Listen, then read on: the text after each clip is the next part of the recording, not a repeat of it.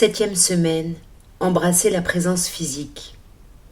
Notre réponse consciente pour les 7 prochains jours est « Je me sens en sécurité maintenant ». Je me sens en sécurité maintenant. Embrasser la présence physique est le premier pas vers la réalisation d'un changement permanent. Il s'agit de passer d'un comportement réactif à un comportement responsif. À moins d'être présent physiquement, nous ne pouvons faire de choix responsables. Un comportement responsif est causal et conduit donc à l'intégration de l'inconfort provenant de la remontée à la surface de notre charge émotionnelle.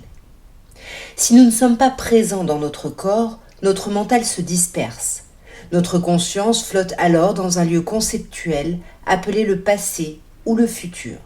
Nos décisions ne peuvent qu'être fondées sur ce que nous percevons au sein des lieux illusoires du plan mental. Il n'y a rien de bénéfique dans cela. Notre réactivité face aux continuelles manifestations de peur, de colère et de chagrin est autodestructrice. De là l'importance de notre pratique respiratoire quotidienne. La respiration consciente et connectée est un procédé d'accélération pour extirper notre conscience de l'anxiété dans le fait de vivre dans le temps. Elle permet d'accroître et de maintenir la présence sur le plan physique. Pendant notre enfance, nous avons pris l'habitude de quitter mentalement notre corps physique et de nous éloigner de notre pleine conscience pour entrer dans l'expérience mentale illusoire que nous appelons le temps. C'était une réaction de peur vis-à-vis de ce qui se produisait dans le présent. C'est aussi simple que ça. Nous avons perdu notre conscience de la présence à cause de la peur. Par la suite, cette peur a entraîné la sortie du corps physique. À cause de la peur, nous avons échangé la présence contre l'armure mentale des faux-semblants. Nous avons tous vécu des expériences épouvantables, et comme elles n'ont pu être intégrées, nous avons choisi de nous échapper dans les couloirs illusoires du temps.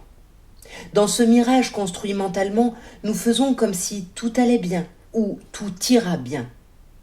Il faut toutefois dire que pour de nombreuses personnes, cet échappatoire mental a servi de planche de salut. Aujourd'hui, une telle réactivité n'est plus utile ni nécessaire. Pendant les 6 dernières semaines, nous avons acquis une intuition plus profonde en ce qui a trait aux causes de notre inconfort physique, mental et émotionnel. Nous avons également été introduits au procédé de perception, nous aidant à poser les fondations de notre retour à la conscience du moment présent.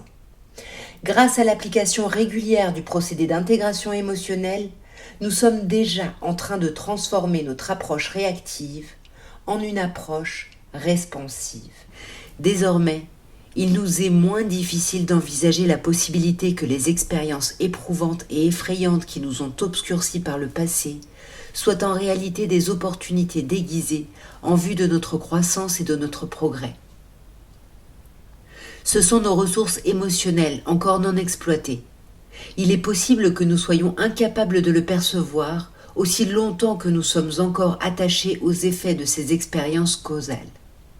Toutefois, cette possibilité devient accessible maintenant que nous entrons dans la conscience du moment présent. Une fois que nous prenons conscience des cadeaux qui accompagnent le travail d'intégration, tous les obstacles sur la route de la vie sont perçus comme des occasions de grandir.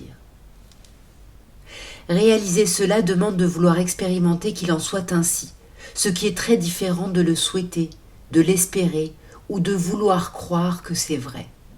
Cette révélation est accessible à tous ceux qui mettent en pratique le procédé d'intégration émotionnelle.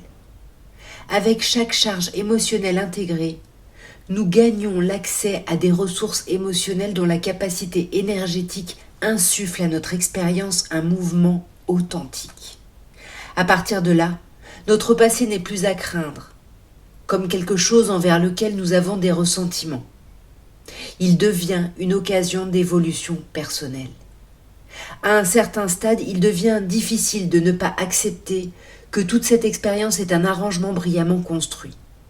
Une fois que nous reconnaissons cela, la seule chose qui demeure entre notre peur du passé et la réalisation de la conscience du moment présent est notre allégeance aux histoires que nous nous sommes racontées, à savoir pourquoi ces événements se sont produits et quelles étaient leurs raisons d'être. Pouvoir nous extirper du dédale du plan mental nécessite de choisir de laisser tomber l'histoire et de porter plutôt notre attention inconditionnelle sur l'origine de sa charge émotionnelle. S'accrocher à ces histoires signifie choisir le passé plutôt que le moment présent. Dès que nous atteignons une certaine compétence pour répondre aux charges émotionnelles remontant à la surface, un sentiment de sécurité s'infiltre progressivement dans toute notre expérience. Non seulement nous commençons alors à assumer la responsabilité de la qualité de nos expériences, mais notre enfant intérieur commence aussi à se sentir à nouveau en sécurité. Il se sent assez protégé pour quitter cette expérience mentale illusoire appelée vivre dans le temps et entrer à nouveau dans notre corps, celui-ci étant notre véritable maison pendant que nous voyageons dans notre expérience actuelle. En ayant l'intention de retourner consciemment dans notre corps, nous choisissons simultanément de devenir présents physiquement à chaque aspect de notre expérience. Nous découvrons alors qu'un enfant en sécurité est un enfant spontanément joyeux et créatif. Notre présence physique retrouvée est un cadeau nous offrant les moyens de réorienter notre intention, ce qui nous permet de nous diriger consciemment vers des expériences qui nous sont bénéfiques. C'est le moment dans le processus de la présence où nous embrassons la tâche de prendre en charge notre expérience. Il existe 2 outils pour naviguer vers, dans et hors de toutes nos expériences: l'attention et l'intention. L'attention est un outil du corps mental, c'est le comment de notre focalisation. L'intention, c'est l'outil du corps émotionnel, c'est le pourquoi de notre focalisation. La qualité de notre expérience est déterminée par notre façon d'exercer consciemment l'attention et l'intention. C'est aussi simple que cela. Toutefois, nous sommes tenus d'être présents sur le plan physique afin d'utiliser consciemment ces 2 outils de perception. Que nous le reconnaissions ou non, à chaque instant de notre expérience, nous exerçons à la fois l'attention et l'intention. Généralement, nous les utilisons inconsciemment parce que nous sommes conduits par notre charge émotionnelle non intégrée. Puisque nous sommes à la dérive sur le plan mental, nous ne réalisons pas que notre expérience de vie est un vaisseau ballotté par la remontée à la surface continuelle de nos inconforts non intégrés. Au regard de notre état de fascination physique et mentale, nous avons tendance à nous percevoir comme étant forcés, poussés en avant contre notre volonté par des événements apparemment inattendus et désagréables. Nous nous racontons ensuite des histoires à leur sujet, et à cause de ces histoires, nous prenons des contre-mesures réactives. Mais en réalité, ces événements concrets, inattendus et inconfortables sont tous des messagers, des reflets extérieurs de la remontée à la surface de notre charge émotionnelle non intégrée. Toutes les histoires que nous nous sommes racontées à partir du moment où nous avons développé notre faculté mentale ont créé la bibliothèque actuelle de nos croyances fondamentales. Aucune de ces histoires n'est valable puisqu'une grande partie de la charge qui anime ces croyances a été imprimée dans notre système énergétique avant même que nous ayons la possession de toutes nos facultés mentales et donc conceptuelles. Ces histoires sont toutes des effets signifiant que nos croyances constituent un passage mental illusoire par lequel nous cheminons. C'est un moyen désespéré de donner un sens au chaos apparent et à l'imprévisibilité de nos circonstances. Diriger notre attention et notre intention en nous alignant sur nos histoires est voué à l'échec. Sur un plan psychologique, c'est de la folie. Nous appelons cela de manière appropriée être mental. Puisque nos drames sont enracinés dans ce qui s'est produit, selon nous, dans le passé, et ce que nous supposons que cela signifie pour l'avenir, nous avons déterminé que la qualité de notre expérience humaine doit être conçue sur ces supposées estimations. En fait, il serait plus juste de dire que nous avons laissé les aspects non intégrés de notre enfant intérieur être en charge de ce que cet enfant intérieur considère être le mieux pour nous, en nous basant sur son interprétation immature du monde extérieur. Étant donné qu'aucune de ces histoires n'est valable en tant que moyen d'interprétation de notre expérience humaine actuelle, et certainement pas d'une quelconque utilité pour l'intégration, Il est contre-productif de continuer à permettre à ces croyances fondamentales inconscientes de fonctionner comme des paramètres par lesquels la qualité de notre expérience actuelle est déterminée. Pour cette raison, nous devenons aujourd'hui des navigateurs conscients de notre expérience de vie. La première chose à faire est de laisser tomber l'histoire. Même si nous croyons que nos histoires sont valables au point d'être présentées devant un tribunal, elles n'en demeurent pas moins des interprétations mentales, des charges émotionnelles de nos situations. S'accrocher à une histoire signifie s'accrocher au passé. Aucune histoire n'a la capacité de nous libérer du passé. Seul le ressenti de ce qui est, sans condition, permet un retour à une conscience de la présence et au rayonnement de la conscience du moment présent. Cette conscience même qui émane de nous chaque fois que nous nous identifions à cette authentique expression de notre être. Deuxième partie, cheminer dans le ressenti. Nous avons vu que lorsque nous entrons dans le processus de la présence, nous sommes délibérément mis en situation. Cela sert à traverser une voie qui réveille la prise de conscience de notre véritable état intérieur. Pour cela, plusieurs outils sont disponibles. La pratique de la respiration aide à la réactivation de la présence physique, tandis que les réponses conscientes, le texte et les outils de perception s'associent pour réactiver la clarté mentale. Les 3 prochaines semaines serviront à réactiver consciemment la conscience du corps émotionnel. Cela a débuté par l'ajout du procédé d'immersion de notre corps dans l'eau chaude. Par conséquent, nous abordons maintenant l'étape émotionnelle de notre voyage. Pour beaucoup d'entre nous, cette entrée dans le plan émotionnel et sa traversée s'avèrent difficiles, car nous ne pouvons y arriver en y pensant. Il faut les ressentir, et non les réfléchir. Au cours de cette phase du processus, il est bénéfique de nous rappeler que nous n'avons pas besoin de savoir pourquoi pour accepter ce que nous ressentons et ce que la présence nous communique comme étant valable. Il faut simplement ressentir sans condition, au lieu de penser, de comprendre et d'analyser ce que nous ressentons. Afin d'intégrer la raison pour laquelle il en est ainsi, examinez visuellement le mot « présence » et écoutez également attentivement sa vibration sonore. Présence égale présence. Activer une relation authentique avec la présence nécessite que nous cessions d'essayer de donner du sens à toute chose. Vouloir donner un sens à chaque chose nous entraîne à devenir obsédés mentalement. Chaque fois que nous vivons cette obsession mentale, nous luttons pour accepter la validité d'une expérience. Elle est acceptée si elle est comprise. Cela nous désavantage car la présence sait, à l'opposé de comprendre. La présence ne raisonne pas, ne pense pas, ne réfléchit pas. Par exemple, lors de nos séances d'immersion dans l'eau, il ne s'agit pas de comprendre ce qui se passe pour que l'expérience soit valable. L'expérience que nous faisons est valable parce que nous la vivons, nous la ressentons, et non pas par rapport à ce que nous en pensons. Nos histoires et l'apparente compréhension que nous pouvons en avoir ne sont d'aucune utilité dans la validation de notre expérience. Nous posons à présent l'intention de rétablir la conscience du corps émotionnel. Celui-ci est notre capacité d'être pleinement conscient de l'état authentique de notre corps émotionnel, grâce à la perception directe de nos ressentis. La conscience du corps émotionnel nous permet de percevoir tous les états émotionnels comme de l'énergie en mouvement. Elle nous permet d'éveiller notre corps émotionnel sans avoir à transformer les expériences de nos ressentis en histoire, dans le but de comprendre ce qui est en train de se passer. Le danger de cette habitude mentale est qu'elle transforme les ressentis rattachés à nos histoires. Et si nous croyons à ces histoires, nous risquons d'agir en nous basant sur elles. Encore une fois, il s'agit de réactivité. C'est faire un pas en avant, 2 en arrière. En d'autres mots, c'est un gaspillage d'énergie et aucun mouvement authentique n'est possible en gaspillant notre énergie.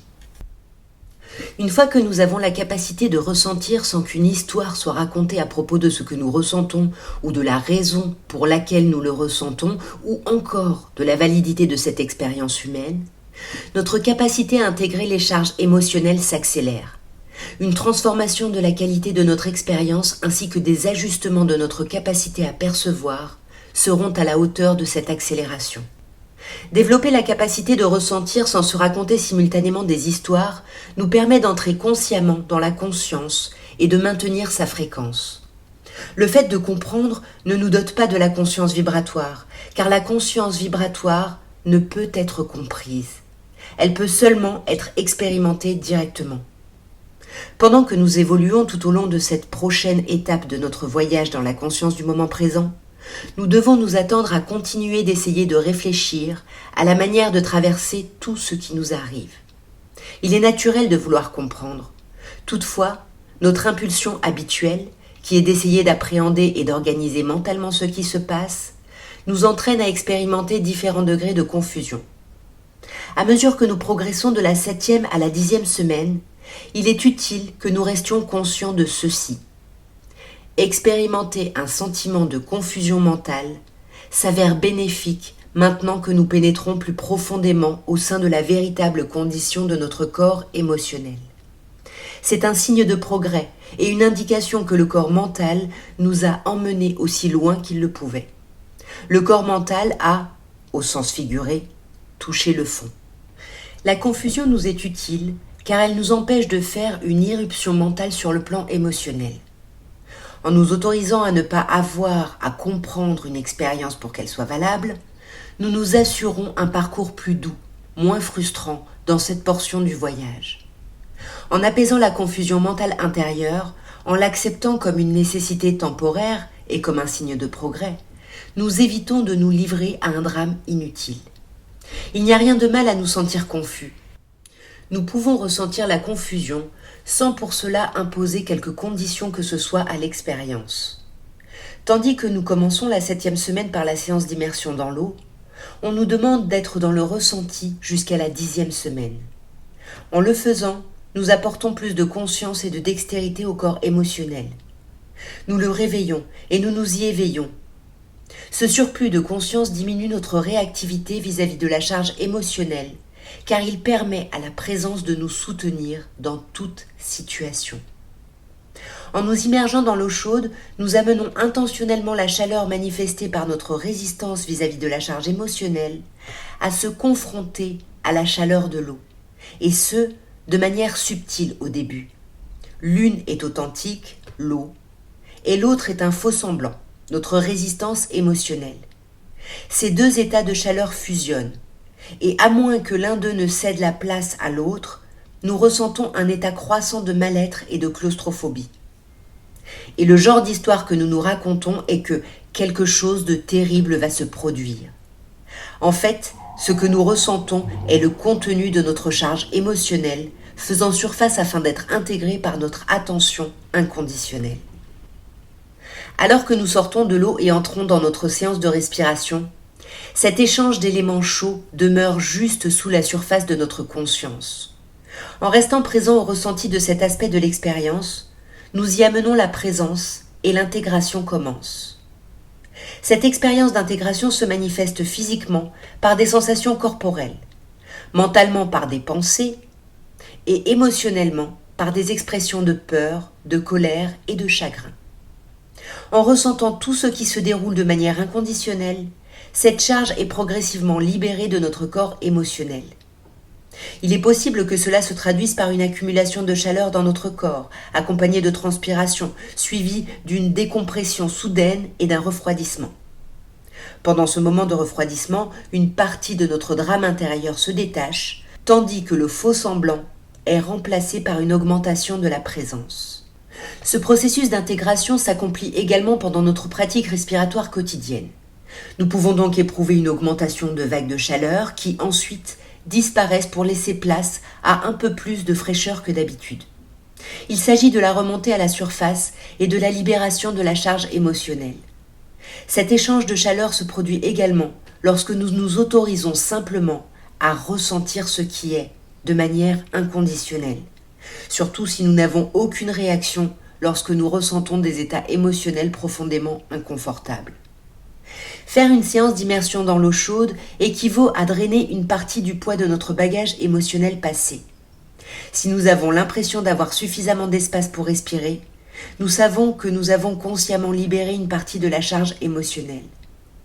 Nous nous tenons plus droit, Nous parvenons à prendre des respirations plus profondes et nous avons la capacité de réellement voir notre expérience telle qu'elle est ici et maintenant. Notre perception s'ajuste en conséquence, de sorte que nous voyons notre vie telle qu'elle est véritablement, au lieu de le faire par le prisme déformé d'un passé non intégré et d'une projection sur le futur. À chaque séance d'immersion dans l'eau et de respiration, la charge émotionnelle continue de s'intégrer et la preuve de la libération de notre passé se manifeste de plusieurs façons. Il est possible qu'après avoir libéré une charge émotionnelle, un sentiment de vide se fasse ressentir. C'est naturel. Quelque chose du passé que nous avons porté inconsciemment et que nous avons à tort présumé être une partie intégrante de ce que nous sommes, est maintenant intégré. Il n'est plus perçu comme quelque chose de séparé de nous et exigeant d'être réparé. La libération de la charge émotionnelle est souvent suivie par le ressenti que la température générale de notre corps est plus fraîche que d'habitude. C'est la conséquence directe d'avoir libéré une résistance, ainsi que la friction qui lui était liée, provoquant ainsi une diminution générale de notre corps. Ce dernier s'adapte rapidement et retrouve un nouvel équilibre. Pendant les 3 prochaines semaines, il est important de garder à l'esprit ce qui suit. À chaque séance d'immersion dans l'eau et à chaque séance de respiration, nous augmentons notre conscience du corps émotionnel. Par une immersion dans l'eau de 15 minutes, suivie immédiatement d'une séance de respiration, nous mettons en place une accélération de la conscience du moment présent. Cela signifie que la distance entre nos émotions, nos pensées, nos paroles, nos actes et leurs conséquences est plus courte parce que nous percevons maintenant les causes et leurs effets. L'amélioration de cette perception donne l'impression que le temps s'accélère. Plutôt que d'être inquiétante, l'expérience s'avère agréable. Plus nous immergeons notre corps dans l'eau chaude avec l'intention d'activer la conscience du corps émotionnel, plus notre charge émotionnelle pourra remonter efficacement à la surface afin d'être intégrée. Cependant, il ne faut rien forcer ni mettre aucune pression. Note. Suivre les simples consignes d'immersion dans l'eau nous assure une transformation en douceur.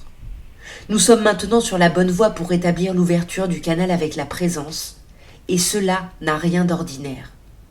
La voie de la conscience que nous avons parcourue depuis que nous sommes entrés dans ce monde, en partant du vibratoire, l'utérus, en passant par l'émotionnel, l'enfance, puis par le mental, l'adolescence et le physique, l'état adulte, nous a permis d'arriver jusqu'ici et d'ancrer notre conscience dans un corps. Cependant, ce n'est que le point de départ du voyage. Le processus de la présence active automatiquement la continuation de ce voyage, nous conduisant de la présence physique, la respiration, à la clarté mentale, les réponses conscientes, le texte et les outils de perception, et à la conscience du corps émotionnel, les séances d'immersion dans l'eau. Ce mouvement de perception représente un retour conscient, le long de la voie de la conscience. Il permet de développer la perception des ressentis nécessaires afin d'entrer à nouveau dans la conscience vibratoire, tout en étant sur le plan physique. Cette fermeture du cycle au cœur de notre voyage en conscience ouvre la voie à la complétude et restaure ainsi l'aspect sacré. Dans cette perspective, le processus de la présence permet d'ancrer notre conscience dans le monde physique, tout en nous donnant la possibilité de retourner sur nos pas. Le but est de rétablir une connexion consciente avec la présence, qui est l'état d'être vibratoire d'où nous sommes issus. Cet accomplissement a pour conséquence d'ouvrir une ligne de communication permettant de faire partie de ce monde conditionné, tout en étant consciemment connecté à la source inconditionnelle, celle-là même qui conduit chaque aspect de cette expérience vers l'être. Toutes les possibilités découlant de cet accomplissement demeurent encore inexplorées. C'est une nouvelle frontière, encore inconnue de l'expérience humaine en pleine évolution. Nous pourrions dire une élévation d'un état d'être dans lequel nous sommes de ce monde, sans toutefois lui appartenir. Cela permet d'être dans ce monde, d'être en contact profond avec celui-ci grâce à la présence que chacun de nous partage tout en étant protégé. De victimes et de vainqueurs, nous sommes devenus des véhicules complets, possédant un système de navigation et une réserve en énergie. Tout cela pilotés par la présence. Sommes-nous prêts à prendre la route ? Voilà qui conclut la 7e semaine.